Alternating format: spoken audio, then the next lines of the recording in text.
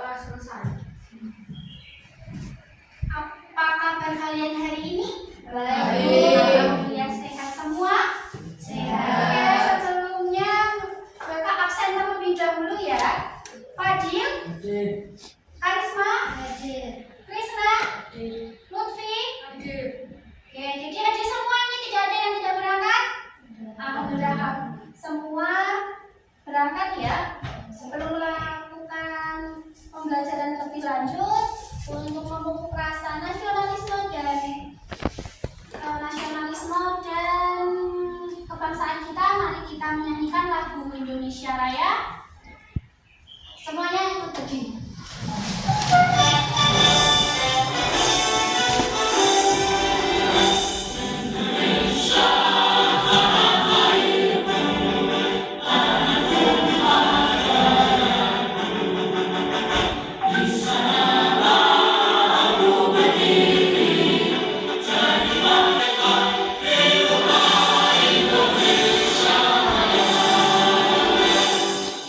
Oke, silakan duduk kembali. Pada pelajaran pagi hari ini, kita nanti akan belajar tentang sebuah cerita. Nah, untuk sebuah ceritanya nanti, kita akan belajar tentang unsur intrinsik. Hanya aku Viva mengajarkan yang baik untuk tubuh kita saja di tiap teguh. Apakah ada yang pernah membaca sebuah cerita? Saya belum pernah. Pada kesempatan kali ini kita akan belajar tentang sebuah cerita. Nah, nanti di sebuah cerita kita akan mempelajari yang disebut dengan unsur intrinsik. Kemarin kalian di kelas 4 kan sudah belajar apa itu unsur intrinsik, tapi belum keseluruhannya. Di kelas ini nanti kita akan belajar apa sih unsur intrinsik itu, ada apa aja kayak gitu. Oke, dari ke-10 anak ini ada nggak yang pernah membaca sebuah cerita? Oke, apa ya Sil? Bisa nggak kamu itu menceritakan kembali cerita yang kamu bacakan? Kalian punya mana ada sebuah anak yang bilang kepada orang dari jadi tadi. Oke, itu adalah contoh dari salah satu cerita tentang maling Kuda. Nah, nanti dari cerita itu kita bisa mengambil kesimpulan berupa unsur intrinsik. Oke, yang lainnya juga sudah pernah membaca belum? Sudah, tentunya sudah ya. Ada buku cerita, ada komik, ada fabel dan sebagainya. Oke, pada kesempatan kali ini kita akan belajar yang pertama, tujuan pembelajaran yang akan kita capai nanti. Yang pertama, peserta didik mampu memahami dan menganalisis ide pokok suatu bacaan. Nah, ide pokok suatu bacaan itu teks cerita itu ngomongnya tentang apa atau menceritakan tentang apa. Kedua, peserta didik mampu membaca suatu bacaan dengan penggunaan tanda baca yang sesuai fungsinya, seperti dapat membedakan kalimat fakta dan kalimat opini. Terus yang ketiga, peserta didik mampu memaparkan atau mempresentasikan pendapatnya saat diskusi.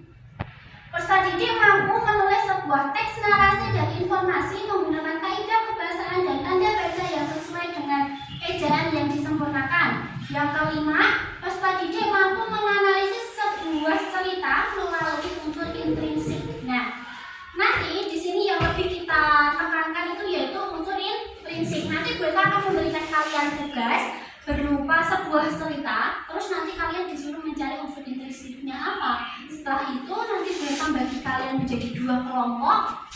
Nanti kelompok A sama kelompok B, nanti kalian silahkan bekerja kelompok. Kalian bisa kan untuk kerja kelompok diskusi sama teman-teman, kira-kira bisa semua? Bisa, karena anak-anak kelas 5 semua hebat, semua pintar-pintar semua. Paham sampai sini?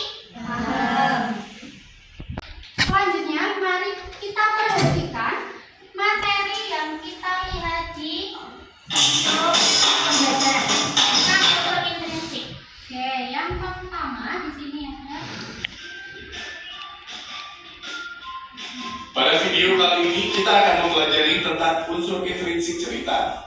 Sekiranya yang penting boleh Dalam kalian. cerita terkandung unsur intrinsik atau unsur pembangun cerita. Unsur intrinsik cerita merupakan unsur pembangun cerita itu sendiri. Unsur intrinsik cerita meliputi tema tokoh dan penokohan, latar, alur, amanah cerita, sudut pandang, dan sebagainya. Satu, tema. Tema adalah gagasan yang menjadi latar belakang cerita. Tema bersifat umum seperti permasalahan di lingkungan, pengalaman pribadi penulis, peristiwa sejarah, dan pendidikan. Dua, tokoh dan penokohan. Tokoh adalah pelaku dalam cerita. Berdasarkan perannya, tokoh dibagi menjadi tokoh utama, tokoh tambahan. Tokoh utama merupakan tokoh yang menjadi fokus utama dalam cerita dan biasanya hadir dari awal hingga akhir cerita. Tokoh tambahan merupakan tokoh yang umumnya muncul beberapa kali dalam cerita. Tokoh tambahan dapat menjadi pendukung ataupun penentang atau ketiga. Demikian penjelasan tentang unsur intrinsik cerita. Terima kasih telah menonton video ini. Semoga bermanfaat untuk kalian. Oke, dalam video tadi menerangkan apa aja? Tentang unsur intrinsik. Oke, unsur intrinsik itu ada berapa? Tadi ada berapa? Iya, ada 6. Yang pertama apa? Tema. Tema. Yang kedua? Tokoh pendamping. Yang ketiga? Keempat? Kelima? Oke, yang keenam? Sudut pandang. Oke, ada yang mau ditanyakan tentang unsur intrinsik? Tidak. Oke, mari kalian buka LKS halaman 12, cerita tentang apa ini yang berjudul Kelinci Kecil dan Burung Pipit. Silahkan dibuka di halaman 12. Kalian baca dan kalian pahami biar kalian tahu apa itu unsur intrinsiknya, siapa tokohnya, apa temanya, sudut pandangnya siapa saja, seperti itu. Coba silakan kalian baca terlebih dahulu.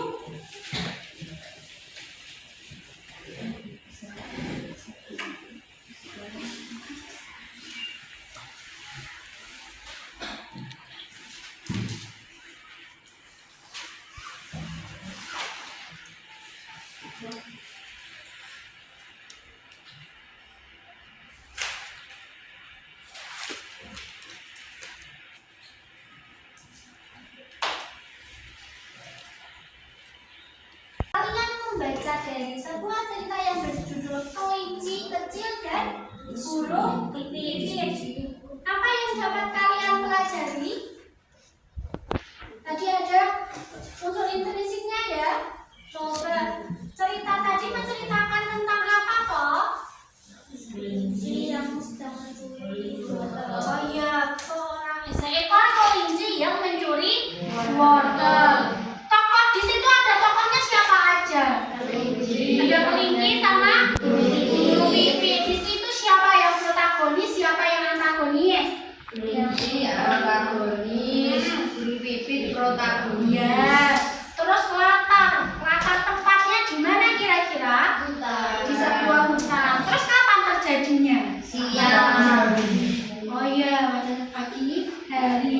Terus di situ permasalahannya tentang apa toh? Kelinci mencuri wortel. Terus? Iya.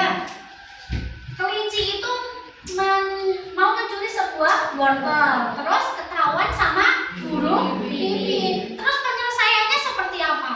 Kelinci pulang dan tidak akan kembali. Oh iya, kelincinya akhirnya pulang dan berjanji tidak akan mencuri lagi. Nah, dari cerita seperti itu, dari cerita seekor kelinci yang mencuri wortel di suatu ladang, kita dapat sebuah pesan atau kita bisa mengambil sebuah amanat. Amanatnya itu apa? Ya benar, kita tidak boleh mencuri. Nah, di situ yang menceritakan kita tidak boleh mencuri yang bukan menjadi haknya kita. Oke, katakan tadi apa itu unsur intrinsik? Unsur intrinsik itu adalah unsur yang membentuk suatu cerita. Unsur intrinsik tadi ada tema, ada alur, ada penokohan, terus ada apa lagi? Latar, terus sudut pandang, sama anak. Nah, yang pertama tema. Apa sih tema itu? Tema itu adalah inti dari sebuah cerita. Cerita itu ngomongin tentang apa? Kalau ini tadi ngomongin tentang apa? Kelinci. Jadi temanya tentang kelinci yang mencuri. Terus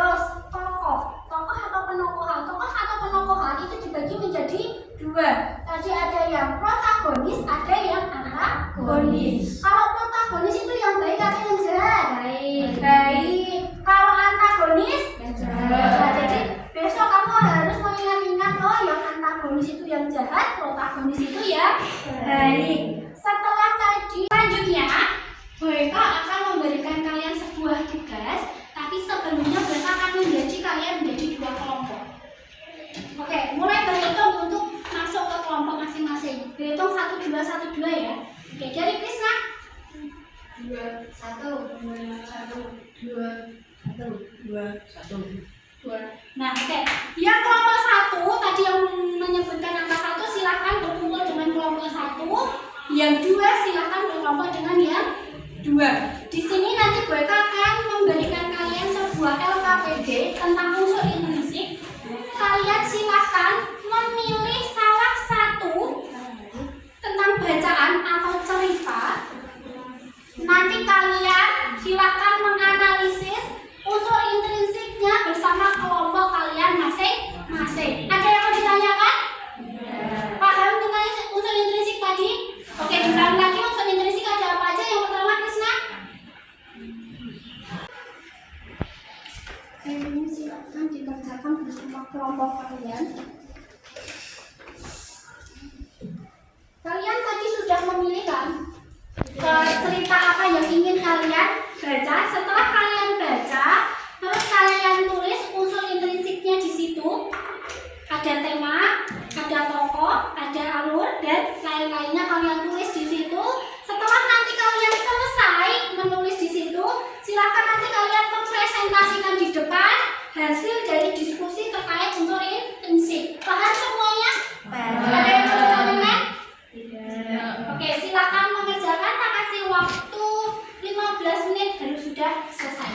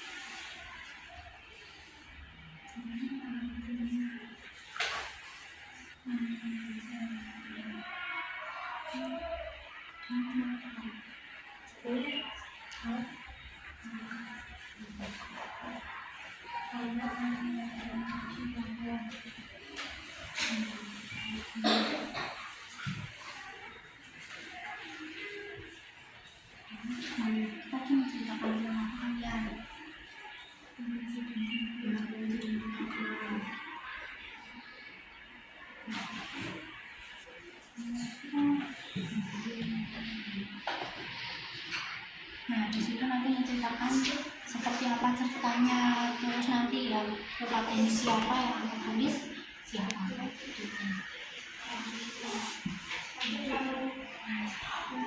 Nah, satu.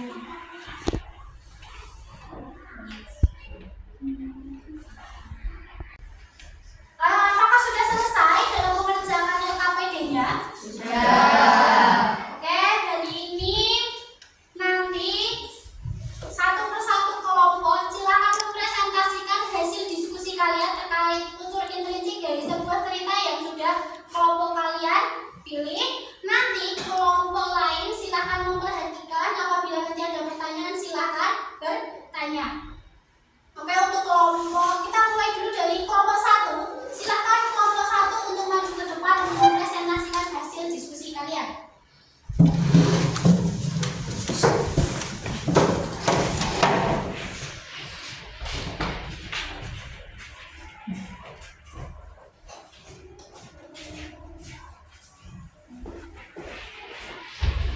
Oke, bisa nanti di sini.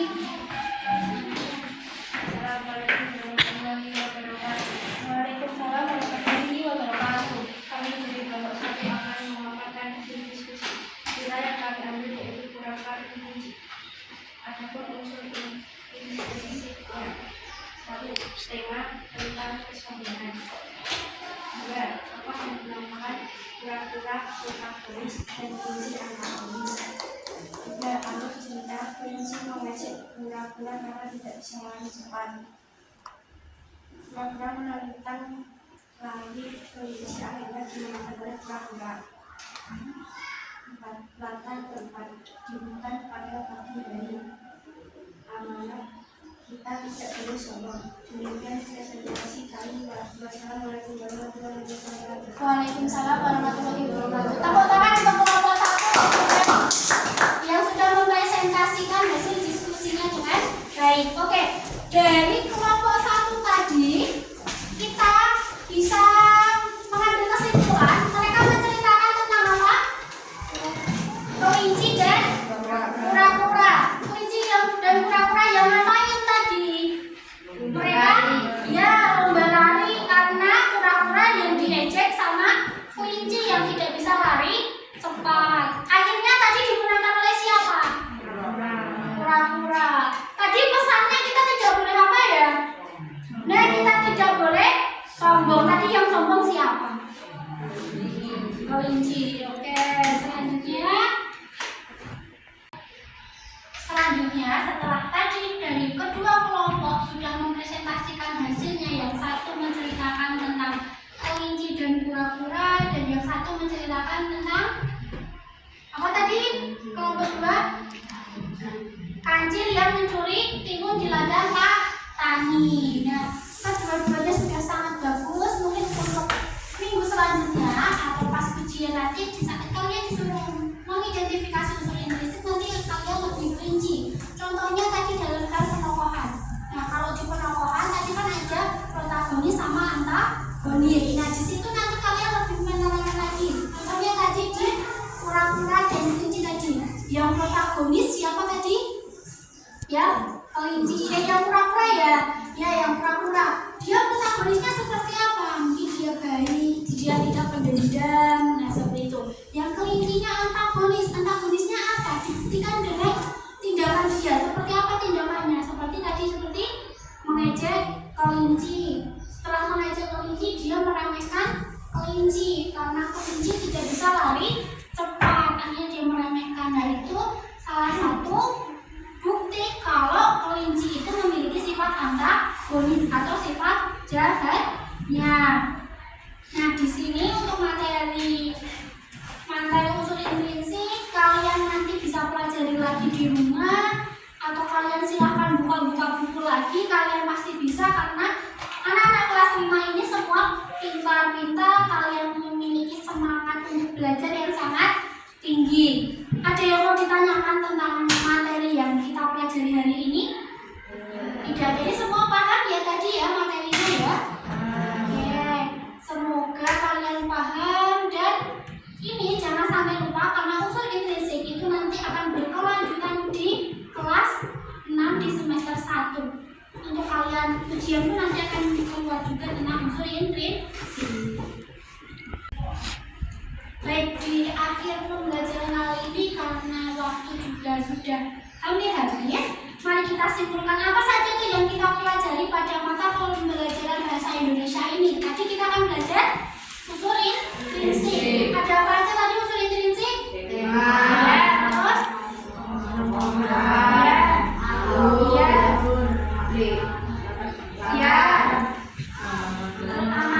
terus sudut pandang. Nah, itu nanti yang kalian pelajari hari ini tentang unsur implisit. Nah, mereka mau tanya, gimana sih perasaan kalian setelah kalian mengikuti kegiatan pembelajaran hari ini? Senang atau sedih kira-kira? Senang.